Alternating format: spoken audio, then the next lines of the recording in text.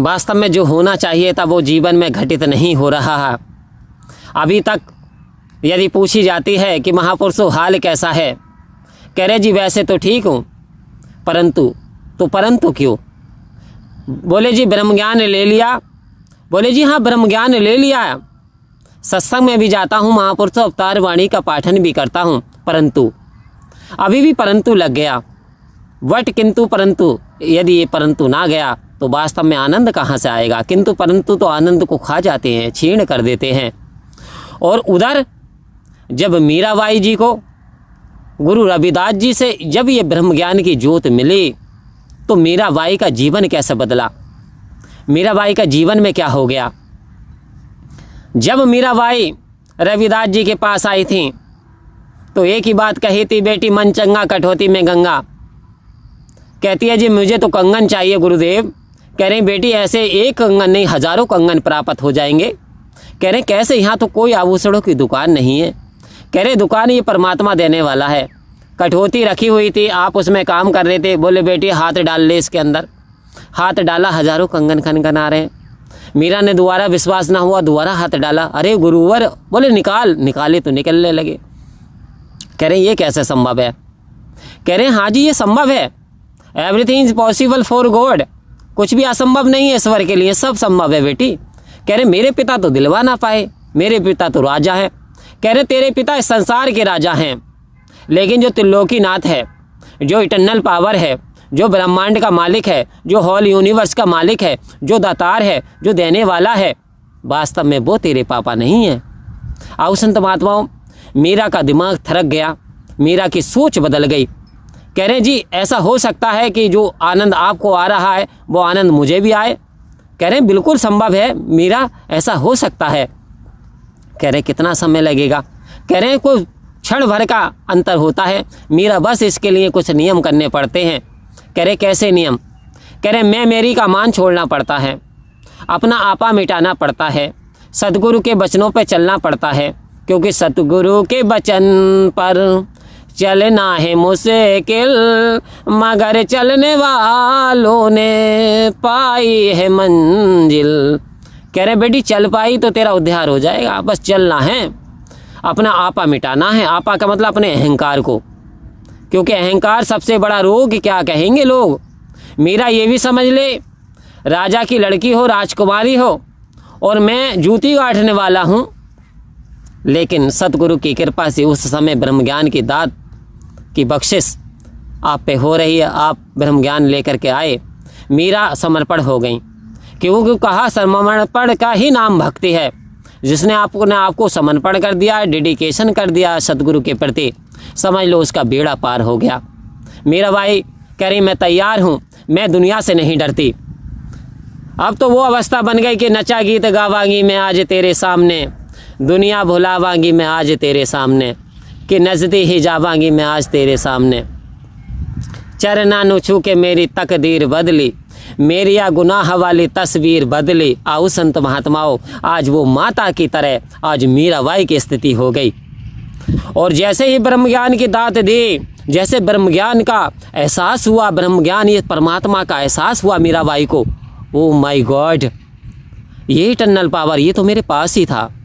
कहा बंदे मुझको कहाँ तू ढूंढे बैवान में, अरे ना मैं मक्का ना कावा ना काशी ना कैलाश में, मैं तो हूँ तेरे पास में। कह रहे तू मुझे इधर विधर कहाँ ढूंढता है? कि इधर तो लिखा कबीरदास जी ने कि कस्तूरी ना भी बसे मिर्ग ढूंढे वनमा, ऐसे घट घट राम है दुनिया देखे ना।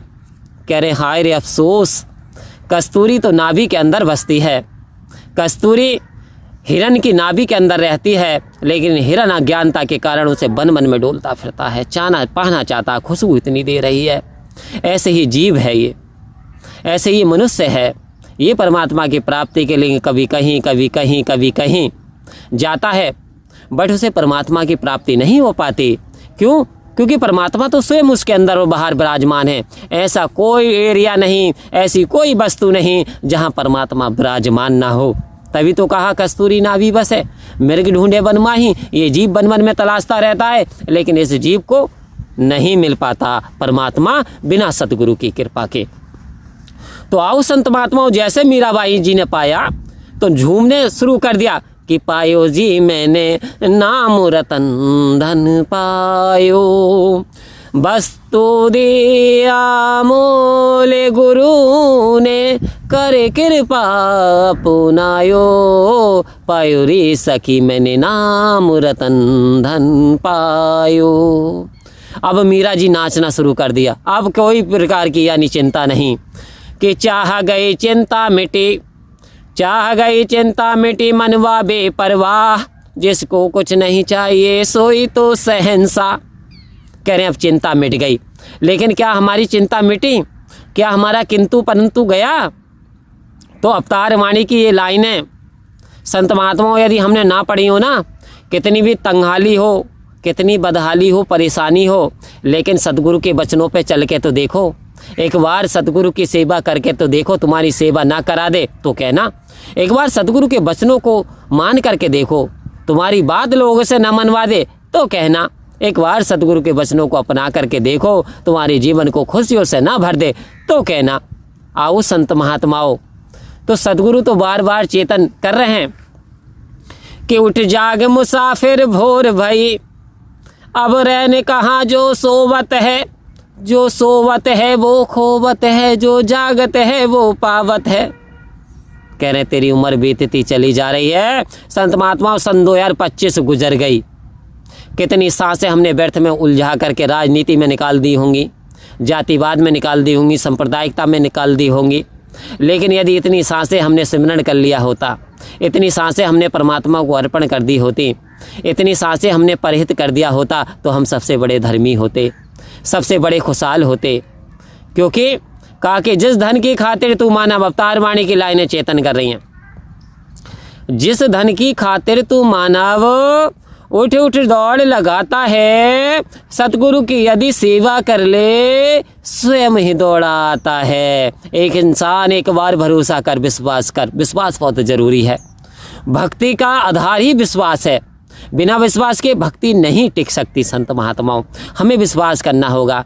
कह रहे जिस धन के खातिर रात दिन नहीं देखता, यानी किसी के मेड़ काटना नहीं छोड़ता, किसी के साथ धोखा करता है, ना जाने कौन कौन से काम करता है, इतने शरीर से हार्ड वर्क करता है, लेकिन कह रहे यदि सतगुरु की यदि सेवा कर ले, यदि सतगुरु के वचनों पे चल ले, यदि सेवा सत्संग सिमरण कर ले, यदि परमात्मा को तू समर्पण करके हर काम कर। काम आप कर रहे हो, काम हाथों से हो रहा, लेकिन आपको करना क्या है कि मेरा आपकी कृपा से सब काम हो रहा है, मेरा आपकी कृपा से सब काम हो रहा है, करते हो प्रभु आप मेरा नाम हो रहा है। काश मेरी ऐसी कंडीशन बन जाए, मेरी ऐसी अवस्था हो जाए कि मेरे प्रभु करन करावन हारे तू, सब कुछ तेरे पास, अंग संग तुझको देख के ये दास करे अरदास, कि तू राजा अधिराज है मैं दासों का दास। आओ संत महात्माओं, जब हमारे अंदर ये बात आ जाती है कि मैं तो दासों का दास हूँ, तू शहंशाह का शहंशाह है, तो वास्तव में हमारे अंदर सहनशीलता आ जाती है, हमारी इच्छाएं वासनाएं तृष्णाएं समाप्त हो जाती हैं, और इस परमपिता परमात्मा का हर पल हमें एहसास होता है। फिर हमारा किंतु परंतु गायब हो जाने चाहिए, क्योंकि मुझे कौन पूछता था तेरी बंदगी से पहले, एक भुजा सा दिया था तेरी रोशनी से पहले। हे मेरे सदगुरु सच्चे पातशाह, तूने मेरी औकात डाल दी, तूने मेरी कीमत डाल दी, वरना दुनिया में मेरे मान सम्मान कौन देता था। आज आपकी कृपा से सारे काम हो रहे हैं, तो इतना तो करना तुम स्वामी, जब प्राण तन से निकले तेरा नाम निकले मुख से, और मेरे प्राण निकले सुख से। परम प्यार से बोलिए धन्य का जी।